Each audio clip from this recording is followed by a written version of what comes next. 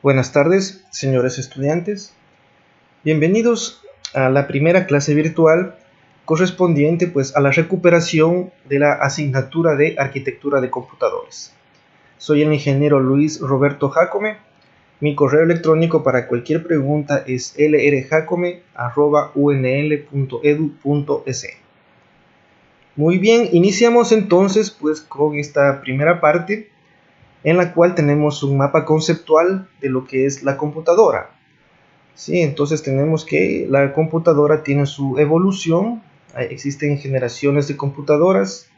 A su vez, la computadora está formada por software y por hardware.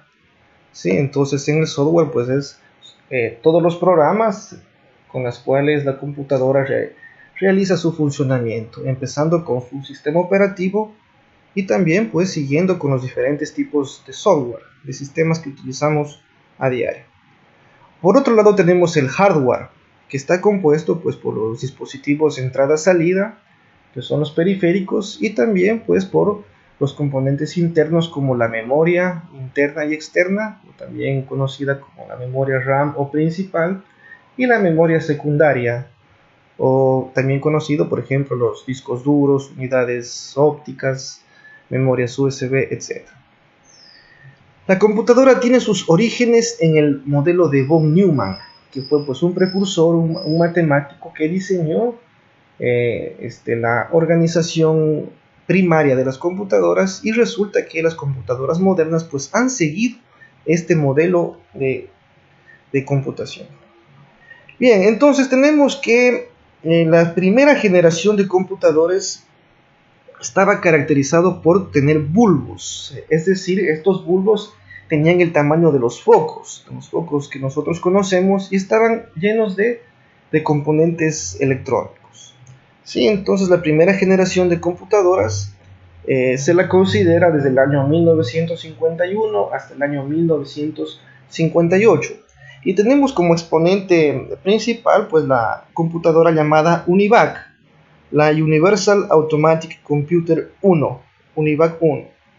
Esta computadora resulta que pronosticó con bastante acierto las elecciones presidenciales realizadas en los Estados Unidos en los años 50.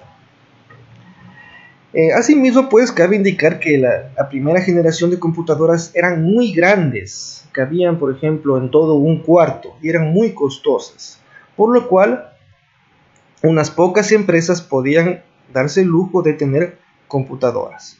Sin embargo, ya se empezó a visualizar las grandes ventajas que nos dan las computadoras para el cálculo, para las empresas, para la investigación, y por lo tanto, ya la gente que trabajaba con ellas ya tenía esa noción.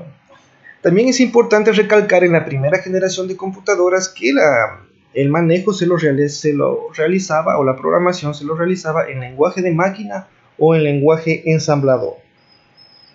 Bien, luego pasamos a la segunda generación de computadores, más o menos localizado en el año 1959 hasta 1963. Se utilizan transistores en lugar de bulbos, con lo que ya se logró una disminución del tamaño de las computadoras, y también una disminución de los costos.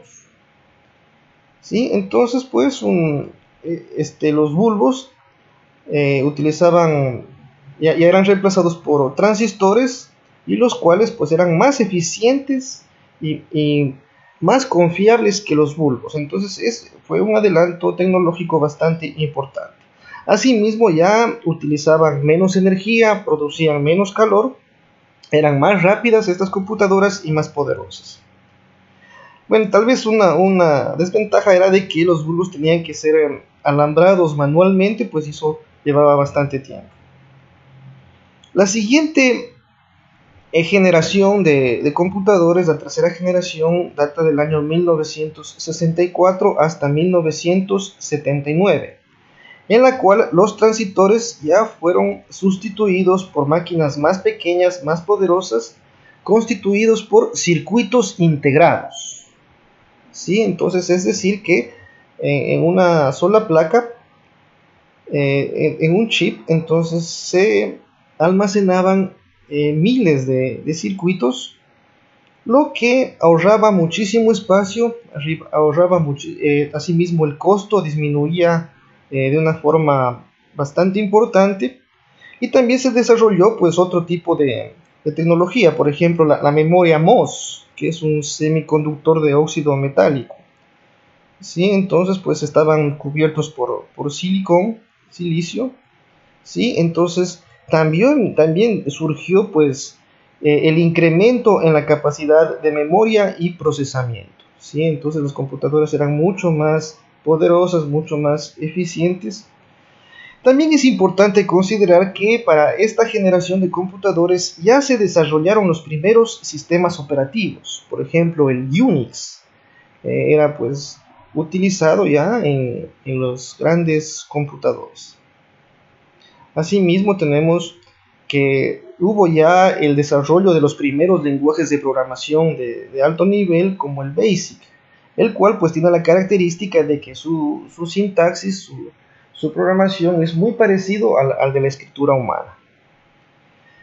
Bien, y finalmente tenemos la cuarta generación de computadores, que está basado ya en procesadores. Entonces tenemos que se tiene circuitos integrados a gran escala, tecnologías como la LSIC y la VLSIC, ¿sí? Entonces en los cuales tenemos microprocesadores, es decir, tenemos desde miles hasta millones de transistores en un pequeño chip. ¿Sí? Entonces pues obviamente los tamaños de las computadoras se han reducido muchísimo, el costo de electricidad también pues se ha reducido bastante, su costo operacional, su costo de construcción también se volvió muy pequeño, y ha crecido de forma verdaderamente abrumadora su capacidad de procesamiento y su capacidad de almacenamiento. Bien, entonces también es importante recalcar que en esta etapa nacen las computadoras personales de Apple y de IBM. ¿Sí? Entonces pues tenemos que ya no solamente las empresas o las universidades tenían acceso a la computadora, sino que ya podíamos tener una computadora personal, ¿sí? En nuestra oficina, en nuestra casa, lo que nos pues hasta el momento ha dado gran paso pues a la revolución del conocimiento. ¿Sí? Ahora pues en la actualidad cada cual tiene una computadora en el bolsillo que está pues integrado en un teléfono celular, y así tenemos pues unas grandes posibilidades de procesamiento. Bien, entonces esta sería la primera parte en lo referente a las generaciones de computadoras, y podemos ver pues cómo ha evolucionado la tecnología. Es importante también considerar la ley de Moore, en la cual en el año 68 Gordon Moore, el creador de los chips Intel, uno de los fundadores de la empresa, dijo que la capacidad de procesamiento de las computadoras cada n meses, desde 12 a 18 meses, se iba a duplicar. Y esto ha venido sucediendo, esto se ha cumplido hasta la actualidad. Asimismo, los costos de fabricación de los computadores iban a reducirse a la mitad. Pues entonces podemos ver, proyectar, ¿sí? Podemos entonces predecir de que las computadoras en los próximos años asimismo tendrán una evolución bastante importante. Y pues entonces aquí viene la gran importancia pues de conocer las diferentes arquitecturas. Bien, pasando pues de tema, vamos a definir el concepto de arquitectura de computadores. Entonces dice que se refiere a la organización, estructura e interconexión de las distintas partes que conforman un computador. Tenemos una arquitectura del set de instrucciones, que tiene que ver con la cantidad de instrucciones, el tamaño de las instrucciones, el tamaño de palabra, de maneras de acceder a la memoria. Cuando hablamos de memoria, pues por lo general nos referimos a la memoria principal o memoria RAM. Recordemos de que la CPU hace un trabajo constante, ¿sí? Leyendo información de la memoria principal o memoria RAM.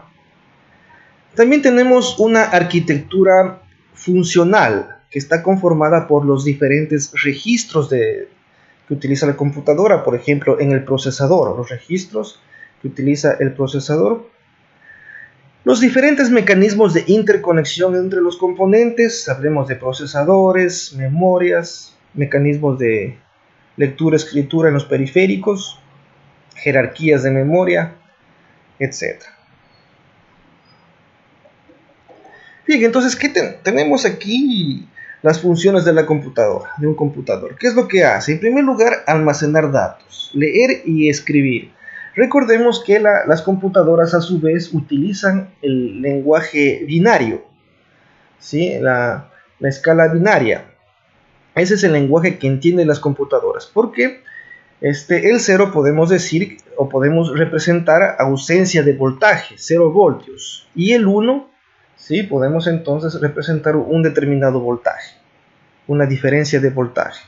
Entonces, pues esto ocurre tanto en discos duros, en todo, pues los dispositivos en los cuales se pueden escribir datos.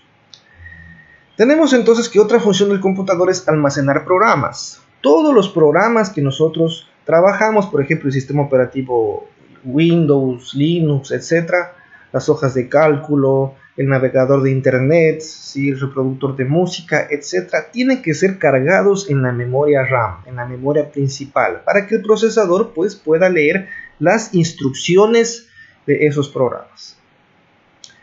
También realiza operaciones sobre los datos, ¿sí? Recordemos que el computador realiza operaciones básicas, por ejemplo, algebraicas, por ejemplo, sumas, restas, multiplicaciones, divisiones, y operaciones lógicas, comparaciones, es mayor que, es menor que, es igual a, es diferente a. Ejecuta algoritmos, ¿sí? Los algoritmos son cargados en memoria, ¿sí? Entonces paso a paso, pues cada programa le dice al procesador, el procesador lee estos algoritmos y sabe qué hacer, sabe qué operaciones ejecutar. Recibe nuevos datos, ya sea por la red de telecomunicaciones, por internet, ¿sí? Por los diferentes dispositivos. Y finalmente entregar resultados, ¿sí? Ya en pantalla, en impresora, etc. Bien, entonces tenemos la arquitectura de von Neumann, ¿sí? Esta es una de las la arquitectura principal, pues en la cual están basadas las computadoras modernas. Las computadoras pues no han cambiado de arquitectura, sino que simplemente han mejorado las características. La memoria es más grande, los procesadores son más rápidos, los discos duros albergan más capacidad, las telecomunicaciones son cada vez más rápidas, pero pues el concepto principal de las computadoras no ha variado y está basado en la arquitectura de von Neumann. Tenemos, bueno, aquí unos datos sobre la vida de von Neumann que podemos también aprender.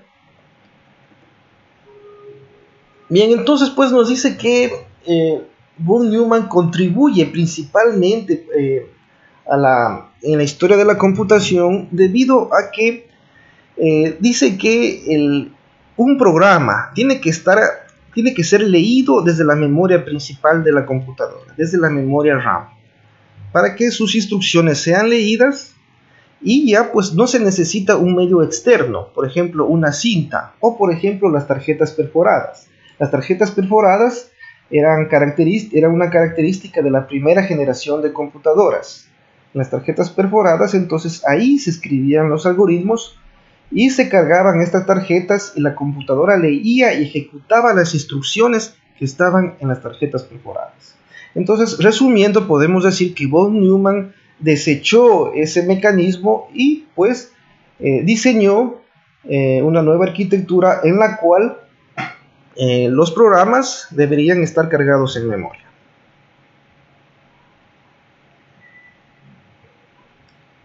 Bien, entonces pues aquí está dividido las diferentes acciones que realiza un computador y asimismo se especifica pues qué parte de la computadora se encarga de hacerlo. Por ejemplo, almacenar datos, leer o escribir, ¿sí? Entonces es responsable la memoria. lo mismo almacenar programas, es responsable de la memoria. La unidad central de proceso se encarga de ejecutar operaciones sobre los datos, asimismo ejecutar los algoritmos.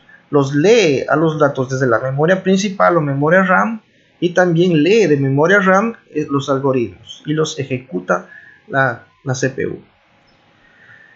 Y pues para recibir nuevos datos se encuentran los dispositivos de entrada-salida. Por ejemplo, un módem, ¿sí? Una tarjeta de red también es un dispositivo de entrada-salida, ¿sí? Porque se permite la comunicación con otras computadoras. ¿Sí? Un receptor de Wi-Fi, un emisor de Bluetooth, ¿sí? Una antena Bluetooth también son periféricos de entrada-salida. Entregar resultados, pues una pantalla es un periférico, una impresora es un periférico, un parlante también es un periférico, ¿sí? Entonces estos son los encargados de realizar estas tareas. Tenemos entonces esta arquitectura de von Neumann, ¿sí? En la cual se representa pues de esta manera el trabajo de los diferentes componentes de la computadora. Tenemos que en memoria principal se cargan todos los datos, ¿sí? Recordemos que la memoria principal también es una memoria volátil. Cuando se apaga la computadora, estos datos se pierden. En cambio, cuando encendemos la computadora, se toman todos estos datos del disco duro, del sistema de arranque. Entonces cargamos todos estos programas en la memoria principal, y lo primero que cargamos es el sistema operativo, llámese Windows, llámese DOS, Linux, etc. Unix, etc. Bien, entonces pues la memoria principal tiene una comunicación, como vemos en pantalla, con la unidad central de proceso.